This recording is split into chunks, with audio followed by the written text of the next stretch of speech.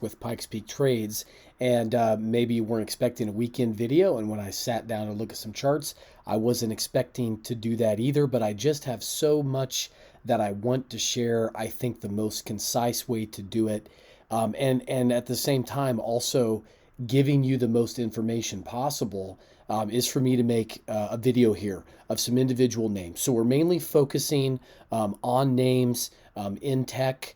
Um, my thesis has been and remains that we're going to see tech and growth go on a big summer move.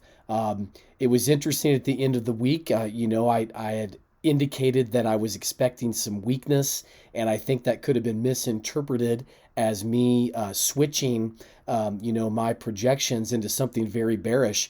And if you followed me for a while, you know that I always present those alternatives. But so far, my primary counts that you've been following in black labels have worked really well. So I am not overly bearish. I'm not calling a top here.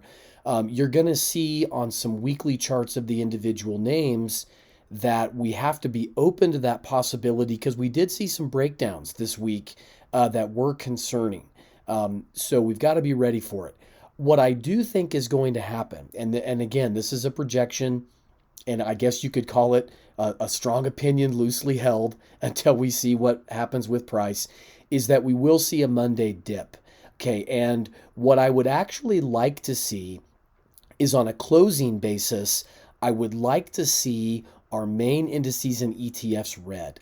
I think if we could set an even more oversold condition than what happened on Friday, that we could have an explosive move to the upside. So I'm not going to call it a mini crash. In fact, the S&P only needs to close somewhere within the 4150s for that to happen. So it could actually be a mildly bearish day, but still record some very, very oversold readings. Okay, so I'll update that on Monday, as things get closer to the close. On the short term, what I'm talking about for oversold, here is QQQ, is that just getting the RSI 9 down below the 30 level. So it actually did that here on Thursday on the reaction after Fed Day on the 16th, got oversold and then got a bounce. And what I'm projecting here is that this is an ABC, that this was just a B wave bounce. I've got the purple count here in case we don't see a low below here 341.86. That's Friday's early low.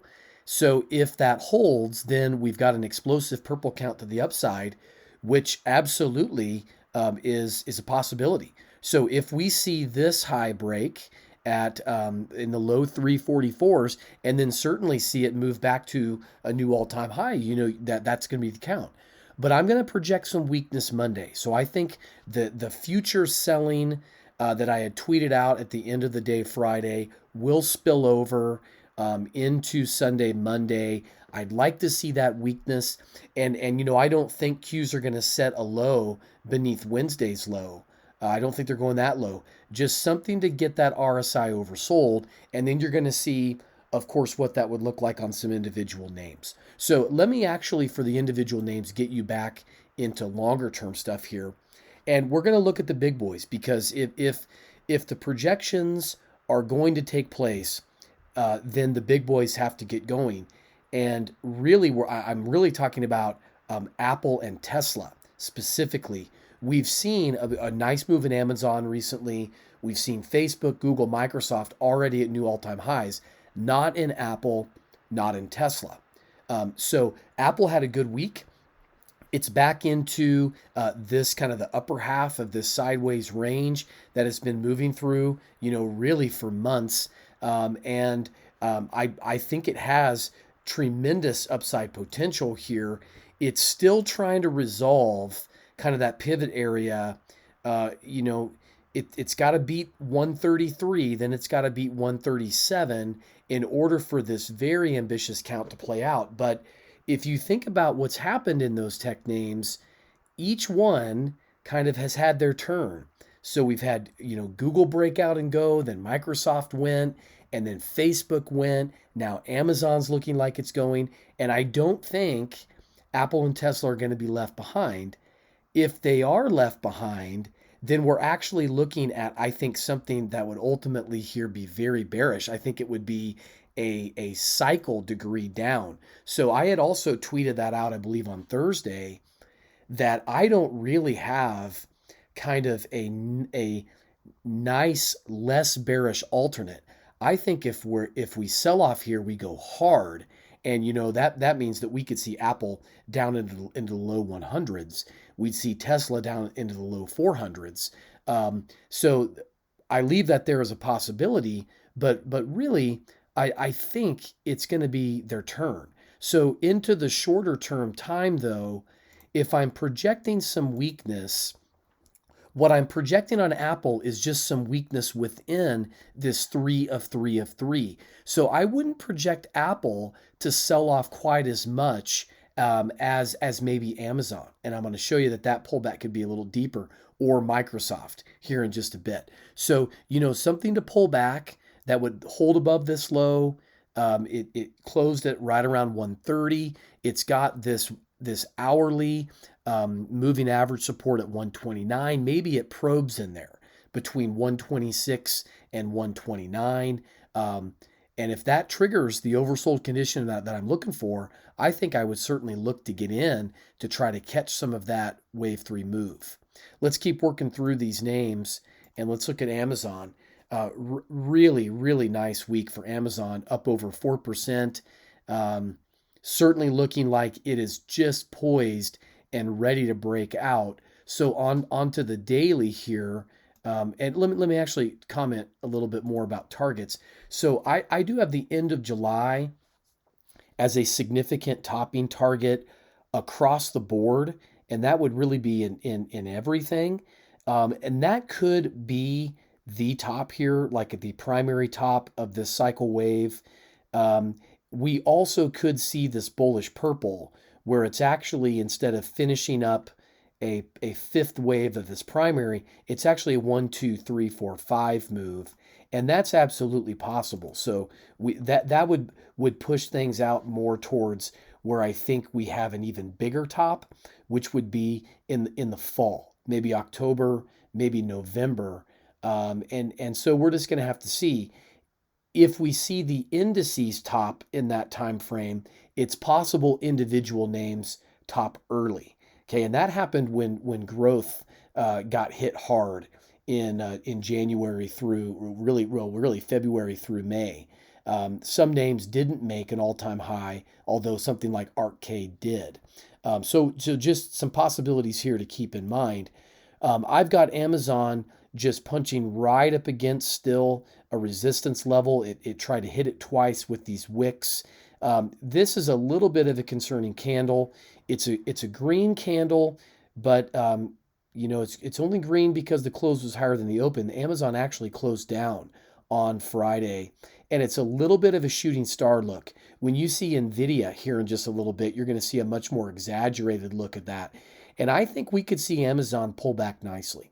So Amazon and another one that I'll show you, Roku, they are just known for big rips and big dips. And I think after a big move up, we could see something like a degree wave 4 pull back here. And it might just be a day, it might be 2, it might be 3. We're going to see what ends up happening into the short term here on Amazon. You'll just see the details of that. So we've got divergence all the way through this topping. I think this is a topping pattern.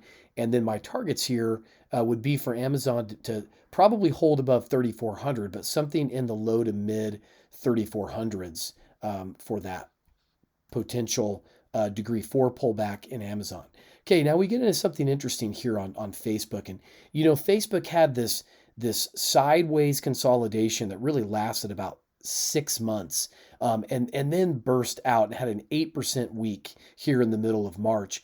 I actually have potentially a top is in count on Facebook. So there is part of me that's wondering if some of these names that have already had their run, So maybe Facebook, maybe Google, maybe Microsoft aren't going to run as much as some of the others here in big tech. And so, we're just going to see. So on Facebook here on the weekly chart, it actually looks like a shooting star weekly candle. It's not an engulfing candle to the downside. Didn't have a lower low on the weekly, but a little bit of concern there on Facebook. We get into the daily, and of course, we also have to leave in the possibility here that we have something that will track more bullishly with the rest of tech, which, if the Qs do reach those targets that I had tweeted on Friday, 360, 370, 380 towards the end of this year, it'd be hard for Facebook not to participate, being such a big component of both the S&P 500 and also the NASDAQ. So, just something to be aware of. What would I be calling for here in the short term for Facebook? I would just be looking here for just a lower low. It's gone sideways really over the last about, well, 5 to 7 trading days. So I would call this, if you had to pin me down to put the details in, I think this is probably setting up for a triple zigzag. So you've got a zigzag here, there's your counter zigzag, another 3 wave, there's your X wave, and then this is going to be a 1, 2, 3 down into, let's say maybe below 325 for that on Facebook. Okay, so let me keep moving through these names here. And so in Tesla, let me actually back up to the weekly and show you. So my count here on Facebook was actually that it put in a failed zigzag here, because this price here the week of January 11th is actually higher in its low than this one, the week of September 21st. That is actually exactly what I think has happened on Tesla.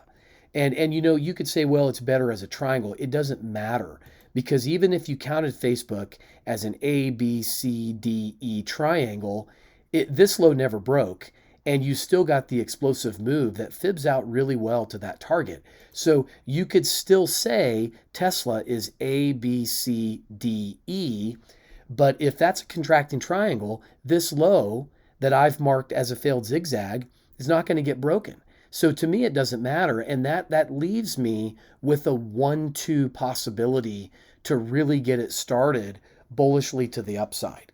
So if Tesla can regain this MA cluster that is really, it's kind of poked it and turned back 4 weeks in a row. If it can break that, I think we could see a breakout move like we saw on Facebook that would take it to a new all-time high. Okay, so here you'll see those details. So there's the 1-2 I'm talking about. I think it's starting to get nested in here. It's kind of right at this secondary volume shelf. So in my mind, I think we could launch off that and get up here to the next one, which would be exactly really close to where I think we have kind of this subwave 3 target. Now, on the internals, though, I do think there's room here for, I was looking for an oversold condition on Qs, and I'd like to see it on Tesla too, because this oversold condition here at the beginning of this past week is what gave it some spring to get up to the high 620s. And so I'm kind of looking at on some short-term time frames, 1, 2, 3, 4, 5 up, and then an ABC down. So I would love to see Tesla back around the 610, maybe 608 area, maybe even a little bit lower, to get that RSI on the short-term time frames into the oversold. That would absolutely coincide with what I'm looking for on a closing basis on Monday. So let's see. Of course, that's my primary projection, and if I'm wrong, then I'm probably going to be looking to play this breakout here at about 630 that could run it all the way up easily into the mid 650s and possibly even higher if I'm just willing to extend out this fib to some other typical fibs. Let's take a look at Google. So if you're familiar with Google, you know that Google here, this is its weekly chart. It's just been phenomenal to hold long term, and also very fun to trade. A very interesting, almost perfect doji candle on a higher high with a momentum divergence on the RSI 9. So that is why, again, you see the possibility of a bearish top. And I didn't put in that target, but it would most likely retrace down here close to these previous degree fours, maybe possibly holding this lower channel, but more likely down below 2100, possibly even all the way down to 2000. If there's something very bearish that happens in the markets. That's not my main count, though. My main count is that we're still looking for Google to get above 2600. And you'll see that here out here on an intermediate 3 count. And again, I'm kind of thinking that maybe Google doesn't move up as aggressively as Apple, Amazon, Tesla, considering it's already had its run. So a little bit speculative there on my part, but we'll see how that shakes out. And then on the short term, I don't have this marked up on these degrees, but it would most likely be a wave 4, just like what you saw in Facebook, and also what I'm going to propose here in a little bit in Microsoft, also like what you saw in Amazon. So let's get into Microsoft now. And looking at Microsoft's weekly, not really concerns here on the weekly, although just like QQQ, we've got that long-standing divergence that will eventually catch up to tech, but I think it can still run 275, 280, maybe even get a parallel touch. This is a speculative top channel, maybe even towards the end of the fall, challenge 300 if we get something really bullish here on Microsoft. So I do have it, though, in an ending diagonal. I have an overlapping set of 3-wave moves. I've talked about that in previous videos. But this last C leg would be tracing out to be a 5-wave impulse. And it is possible here. You see that daily candle. That does look a little ominous, a little more like the shooting star, although it's got a little bit kind of, we'd like to see a shooting star with even less on the lower shadow there on that candle. It's a little bit of a concerning candle. I think could lead to a wave 4 pullback, and then showing you what that would look like on a price target, maybe somewhere in the low to mid 250s. So again, this is kind of a zigzag look. So A, B, C down, get this RSI even more oversold, along with some of the other names in QQQ. Okay, we're just going to do a couple more here. So wanted to get into Roku. Had already tweeted Roku's weekly chart, but I'll talk about it real quick. Just a great move this week on Roku. Just punched all the way through its MAs. It's kind of back to pivot resistance here, right in the upper 360s. I think this is a good place for Roku to take a little bit of a rest. So we kind of had this probe up into this area here, where we kind of had the breakdown in April that set its primary. See, this would be an intermediate 4 low in early May. So on the short term, this is a lot like Tesla. So I'm looking at an internal 1-2. So if we see Roku back down below 350, and we're able to see this RSI kind of reset down into these oversold areas, which is really, if you followed me and paid attention to some of my markers on the 15 and 60-minute charts, when you get these RSI readings that are oversold in a bull market, those are places that you want to be looking for some confluence to buy. And I'm going to be looking for that again early in the week on Roku. So the last one I want to finish with is NVIDIA, because it really does have a textbook shooting star candle.